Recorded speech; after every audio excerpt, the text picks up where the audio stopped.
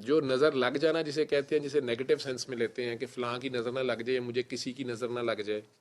یا کسی کی نظر میں آ نہ جائیں. بڑے بوڑھے آپ کو سکھاتے ہیں کہ یار شور نہ ڈالو، کوئی خاص مہربانی تم پہ ہو گئی ہے یا تمہارے پاس کچھ ہے تو اس کو چھپاؤ. کہنا نا بلے شاہ گوڑ اپنا ہی کھائیے پر خلقت کو لکائیے. لیکن اگر بادشاہ آیا ہوا ہے آج کافی فرمائشوں کے بعد، اب کئی کھیکن کر کے دکھا رہا ہے، پہلے ٹوپی پہن کے بیٹھا ہوا تھا، ٹھیک ہے، پورا گنبد بنایا ہوا تھا اس نے سر کے اوپر، ٹھیک. پھر دیکھا کہ نہیں، پھر ان ٹوپی لا کے زلفاں کھول کے وال شال بکھرا کے نیچے بیٹھ گیا اور اجرک لے لیے گھٹنوں پہ. جیسے شاہ جی نے کہا تھا نا یوں بیٹھو، تو اس طرح بیٹھ بیٹھ کے دکھا رہا ہے، ٹھیک ہے، کہ سر کوئی وجہ تھی میں پچھلے اتوار نہیں آیا ہفتے، لیکن آج تو آیا ہوں. اور جان جان کے چہرے کے سامنے زلفوں کا گھونگھٹ بنا بنا کے دکھا رہا ہے. لیکن اب اگر اسے کوئی کہے کہ یار تو نہ گایا کر پبلک کے سامنے، اللہ رحم کرے، ماشاءاللہ تیری آواز اتنی پیاری ہے، خدا نخواستہ کسی کی نظر نہ لگ جائے، ڈرا دیا تجھے کسی نے؟ تو کہہ رہا تھا میرے پاس سارا انتظام ہے، اب پھر کو نیا لے آیا تو سیریاں. یہ سب فراڈیاں نے جان کے انہوں نے یہی کچھ کرنا ہوتا ہے. خیر میں نہیں کسی نے کچھ کیا، میں نے تھوڑے سامنے. تو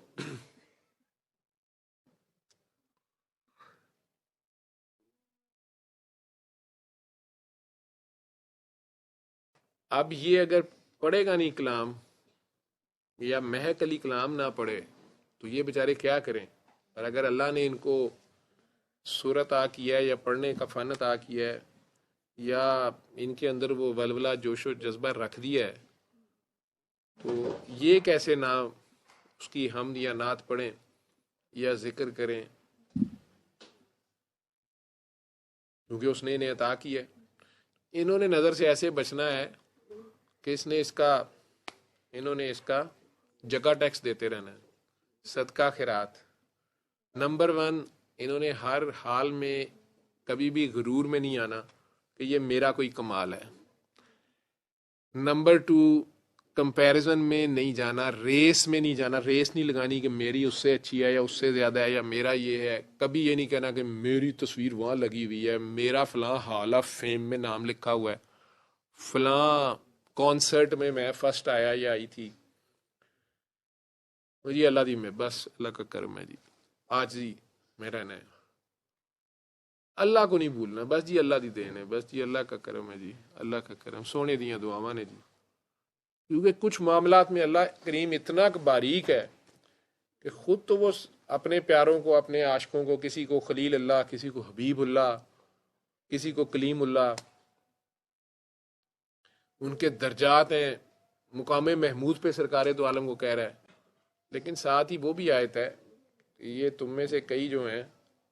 یہ اللہ کے بندوں کو یا ایسے لوگوں کے پاس اکٹھے ہو کے تو کہتے ہیں ہم تو اللہ کی خاطر ان کے قریب آئے ہیں، اور ان سے کیونکہ یہ ہمیں اللہ کے قریب کرتے ہیں. لیکن یہ بیسیکلی اللہ کو بھول جاتے ہیں اور دنیا مانگتے ہیں ان سے، یا سمجھتے ہیں کہ شاید یہ نعوذ باللہ اس حالت تک چلے جاتے ہیں جیسے مولا عیسیٰ علیہ السلام کو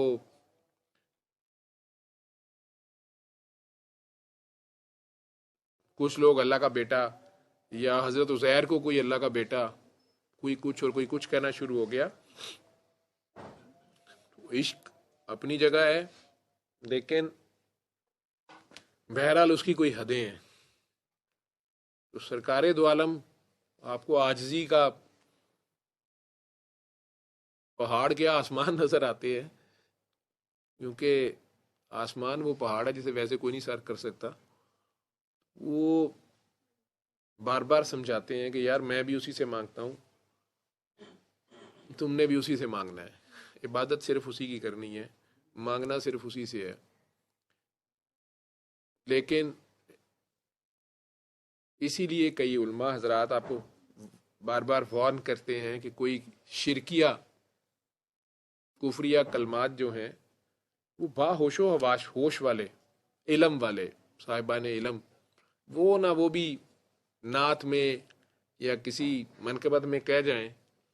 کیونکہ اس کی شان نرالی ہے، اور جن کی شان میں کہہ رہے ہوں گے،